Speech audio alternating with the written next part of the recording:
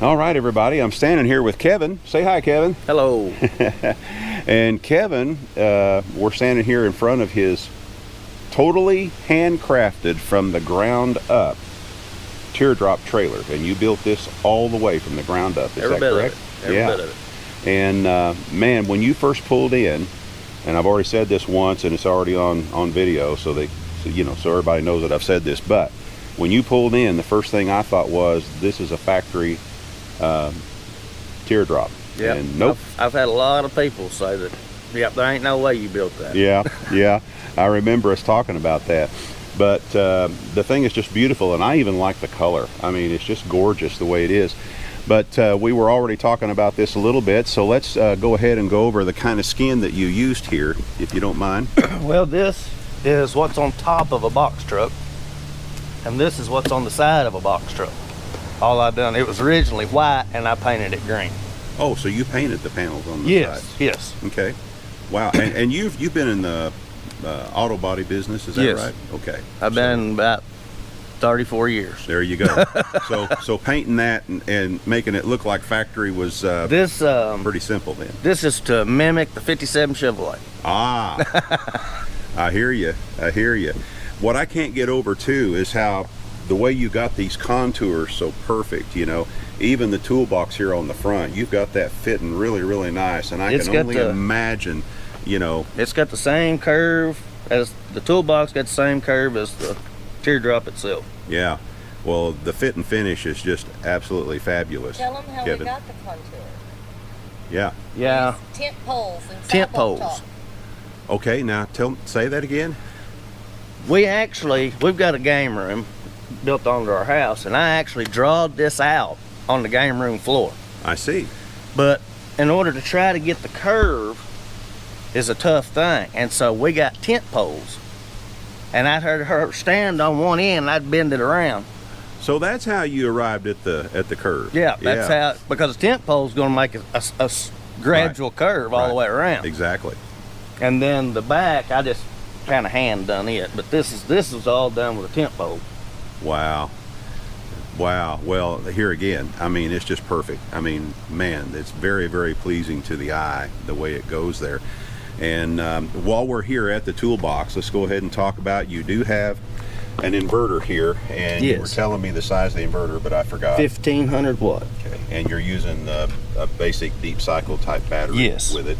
And then this is your charger over here. Yeah, I just got a standard cheap, something you'd have in your garage or something, and it stays in there. It stays on all the time. When I need to charge the battery, I just hook it up, Just like that. and then when it's charged, I unhook it. There you go. And it works. Hey, it That's works. all that It's matters. worked for 4 years so far. Yeah. Of course, you have your power inlet. I'll just point it over here. You've got your power inlet coming in there, and you've got a 20 amp power inlet coming in. And I like the fact that you used a real nice heavy cable. Yeah. Wow, that's good. That is good.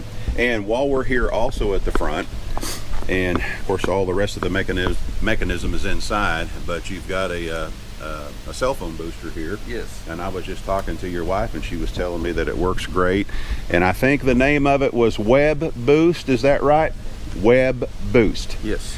And you can Google it. Amazon has it, right? Yep. That's where it come from. And you're real tickled with how it works, because you work on the road. Yes, I Yeah. get 5 out of 5 stars. Yeah, did y'all hear that? She didn't want to be on camera, but she's kind of sort of being on camera. So anyway, all right, now let's walk around towards the back, if you don't mind.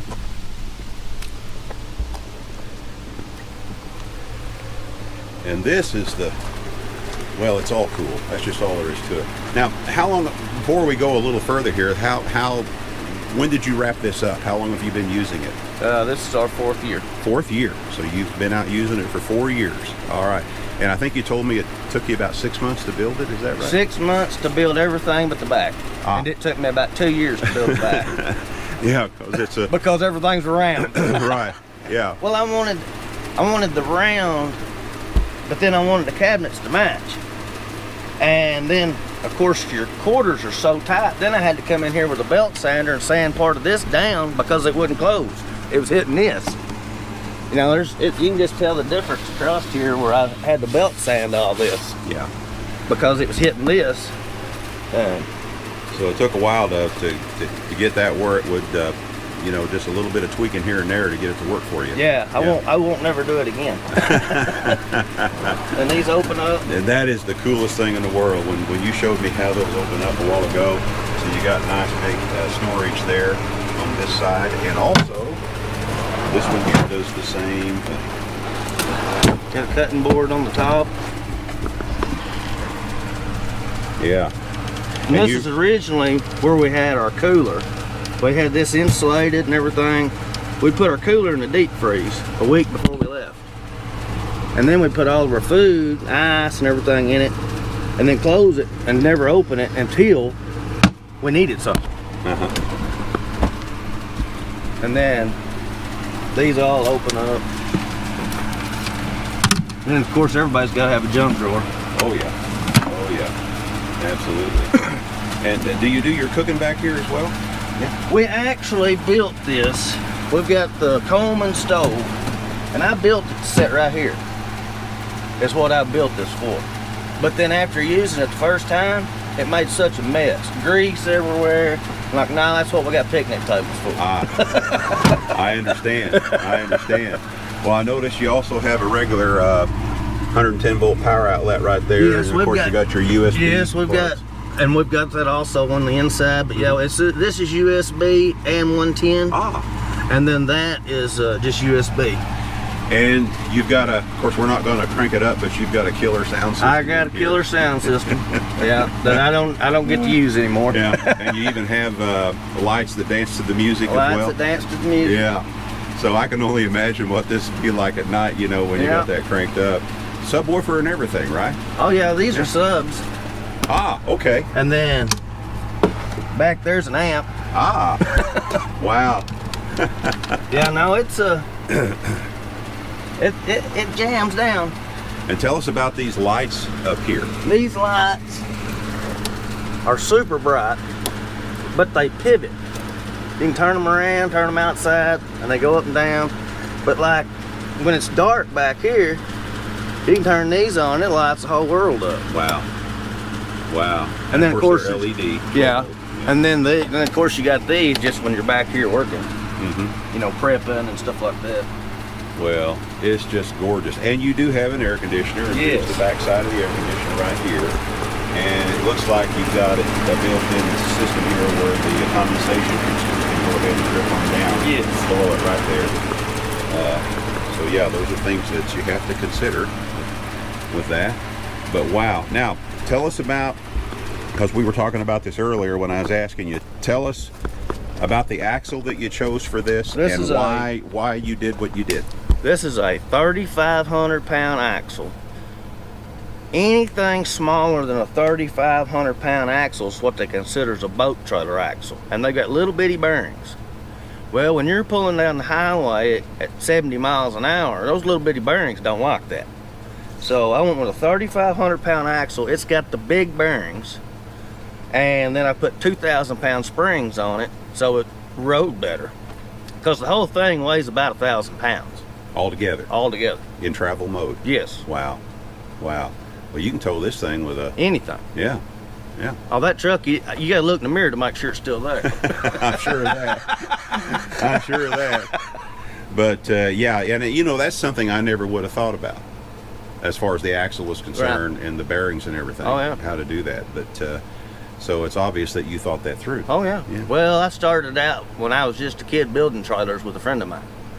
Okay. And I don't know how many times people with a boat trailer would come in that they run the bearings out of it. Wheel come off going down the road. Well, they're not designed for that. I've seen that. Yeah. I've seen that on the side of the road. If you ever take them apart, the boat trailer axles, which is 1,000 or 2,000 pound axle, the bearings are little bitty. Okay. And like 3,500 pound axles, they're more like a regular front hub on a car. Yeah. It's got the big inner bearing and the small outer bearing. Wow. So you're not going to have any issues with that? No. No, not at all. No, I popped the covers off every spring and put 4 or 5 pumps of grease in there and Don't worry about it till next year. I got you. All right. Well, we're going to now, the next clip, we're going to come back here in a second, and we're going to take a peek on the inside. Are you ready for that? That's fine. All right. Mighty fine. Be right back. All right. So here we are on the inside. I'm going to stay out here while we do the shooting, if that's all right with you, Kevin. Yeah. But kind of tell us about what you got going on here with the shelving system. Well, of course, these are supposed to be closed. But you can get in here to all the wiring, store stuff up there. We got a little shelf here to put stuff on. This folds up. Okay. But we fold it down. At night, we can sit in here and watch movies. Right. On the laptop. And that's basically, but most of the time, this is up. Okay. Now tell us, while we're talking, tell us how this is insulated. This whole thing is 1/4 inch plywood, and it's got 1 inch of styrofoam insulation in the walls. Mm-hmm. It's got 2 inches in the ceiling, and it's got 2 inches in the floor. Wow. So you got it very well insulated. I don't know where it's at. We have got a little heater that's about that big a square. Little ceramic heater, and the coldest we've been was 27 degrees camping, and we turned that on an hour before we went to bed and turned it off, and this was open and we never turned it back on. No kidding. Oh yeah. It was overly warm in here. Fabulous. Fabulous. Now, we were talking about the size of the mattress, and your wife looked it up for us, and I think it was 53 inches wide by 73 inches long. That sounds about right. And you went through several mattresses. Yes. Before y'all finally settled on the one that you liked the best, and it's a regular box spring style mattress, right? Spring foam mattresses are too hot when you lay on them. Now okay, you're in the video now. She didn't want to be in the video. But now this mattress, what did it come? You ordered it from Amazon. Got it off right? of Amazon. It's a specifically RV mattress. Right. That's what I searched on. So did it come in a box, Yes. kind of roll and tight packed, and then you throw it out in here, and then it grew? Yes, I put the whole box in there and took the box off around the mattress and let it just expand inside there. Fantastic, fantastic. Well, this is just as cozy as can be. That's all there is to it. Oh, and you got some speakers up there too. Oh yeah. Yeah, see that? Wow. And the stereo system out back, I can turn these off. If she's in here doing something, I can turn these off. Yeah, but the way you was telling me how you crank Well, that yeah, thing, but it don't do a lot of good. Yeah. Okay. And then you got yourself something, kind of a catch-all thing right there. Yeah, That's pretty cool. this actually goes in the back of a Yukon. I see. That's what comes factory in a Yukon, and I just screwed it up here to put stuff in. Yeah. All right. This is just really neat. We really appreciate you taking the time to show us this, Kevin. I'm sure our viewers are going to love this. Yeah, for sure. Absolutely. I know we enjoy it. Well, it's obvious. And we really enjoy y'all being here at the Rendezvous, too. Yes. Can't thank you guys enough for coming. And have you been enjoying the food? Oh, yeah. Yeah, good deal. All right, then there's some guy going to be playing music tonight. Yeah, we're planning on being there, too. All righty, sounds good. All right, we'll be right back. All right, one more thing, though, that we forgot to mention as we was doing the walk around here a little bit ago, well, actually a couple of things, is right here on the side of the trailer, down here, show us that. Motion lights. And it's motion sensitive. Motion sensitive. So what happens at nighttime when you walk by? When you walk up, or you go to get out, that's the thing, is you don't want to step on a snake. So when you open the door and start to put your feet out, these come on. There you go. That's cool.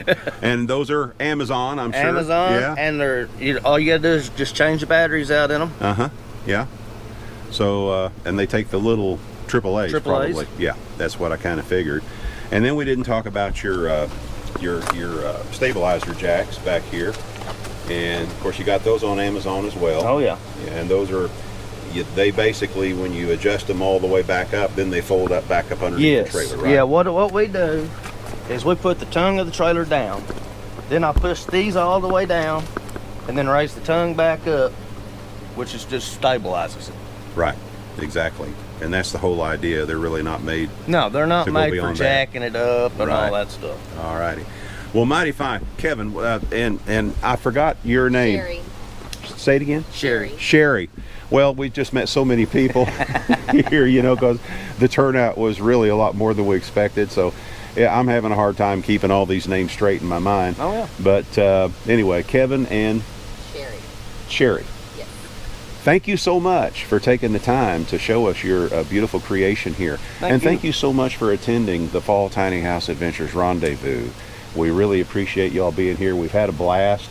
We've Had a had, good time. yeah, and everybody here, you know, and I've said this before, I'm going to say it again, within 15 minutes of visiting with all the other folks, it's like you've known them for years. Yep. You know, because that's what we have going on with this movement that we're in the middle of. So anyway, we really appreciate you taking the time to show us this. We're going to go ahead and sign off for now. This is Bill and Sherry and Kevin saying we're not camping.